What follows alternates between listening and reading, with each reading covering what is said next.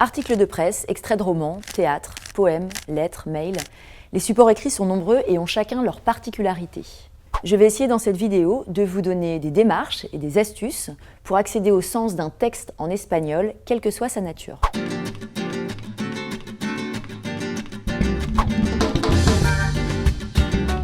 La première étape consiste à anticiper, à récupérer un maximum d'informations avant même d'avoir commencé à lire le texte. Dans cette phase d'anticipation, vous allez normalement pouvoir identifier le type de document, le contexte d'écriture, ainsi que le thème.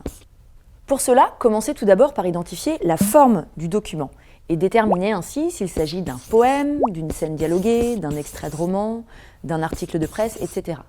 Intéressez-vous ensuite au paratexte et à toutes les informations qui peuvent s'y trouver. Le paratexte, c'est l'ensemble des informations qui se trouvent autour du texte.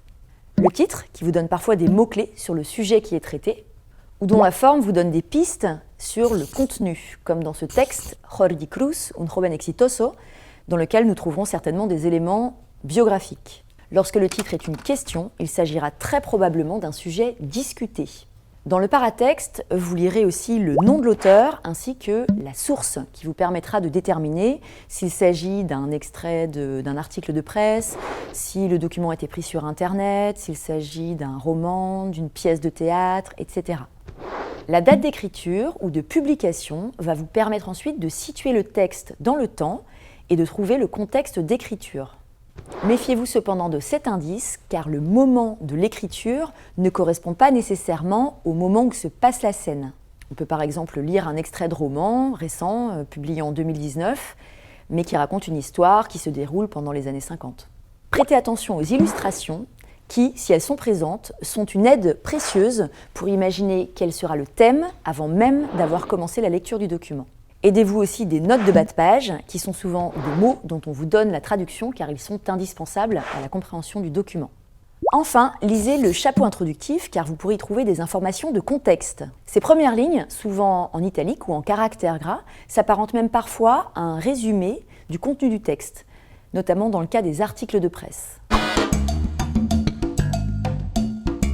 Passons maintenant au texte en lui-même et au repérage.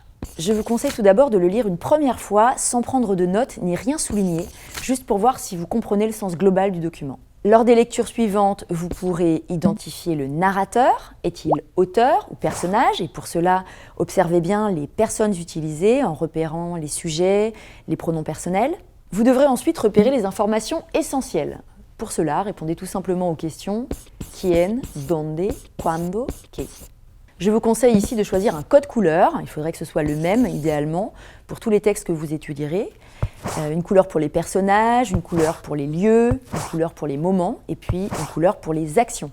Enfin, pensez à observer les temps parce qu'ils sont souvent porteurs de sens.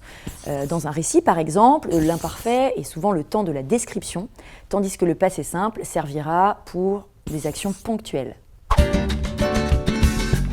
Dans l'étape suivante, je vous propose de segmenter le texte pour identifier les unités de sens. En fonction du type de texte, je vous propose d'entourer les marqueurs temporels qui structurent les différentes étapes d'un récit, ou bien d'entourer les connecteurs logiques qui organisent un schéma argumentatif.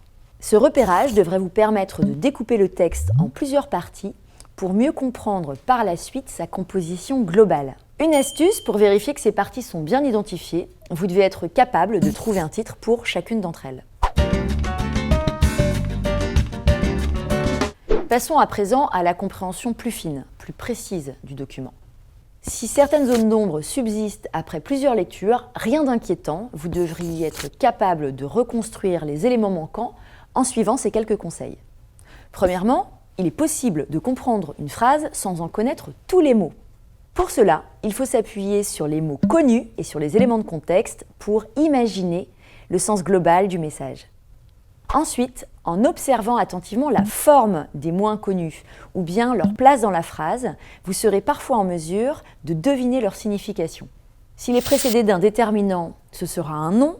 S'il est terminé par AR, ER, IR ou bien C, ce sera probablement un verbe à l'infinitif. Regardez également si le mot est dérivé, c'est-à-dire s'il a un préfixe ou un suffixe qui serait susceptible de vous aider à le traduire. Par exemple, le préfixe ante signifie avant, Les préfixes dis ou des signifient le sens inverse ou le contraire, par exemple gustar, disgustar, cargar, descargar. Le suffixe en blé peut par exemple évoquer une possibilité ou une aptitude, amable, increíble, possible. Le suffixe en eria fait souvent référence à des commerces, panadería, carnicería, peluquería.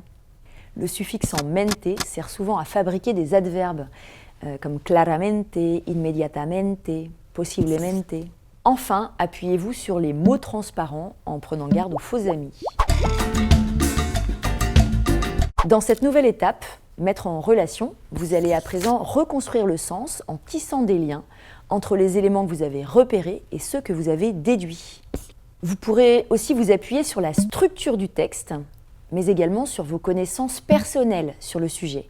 Enfin, vous allez pouvoir identifier le ton du texte. Est-il ironique, sarcastique, humoristique, nostalgique, etc. Pour vous assurer que vous avez bien compris le texte, essayez d'imaginer que vous êtes en train de le résumer à quelqu'un qui ne l'aurait pas lu. Maintenant que vous avez compris l'essentiel, vous allez pouvoir essayer d'approfondir. Alors tout d'abord en imaginant les émotions, en analysant les intentions de l'auteur et puis en essayant de définir la portée du document. Pour cela, distinguez les verbes d'action des verbes de sentiment qui vous donneront des indications sur les intentions, sur le point de vue du narrateur ou de l'auteur. Relisez ensuite le texte pour essayer de saisir les émotions que veut transmettre l'auteur. Enfin, essayez de replacer ce texte dans un contexte historique ou littéraire et essayez de mettre en lien ce texte avec la problématique de la séquence que vous êtes en train d'étudier en classe. Voilà, j'espère que ces propositions, ces conseils vous serviront pour être plus efficace lorsque vous lisez un document en classe. Et puis n'oubliez pas, dernier conseil, que plus vous lirez et plus il sera facile pour vous de lire.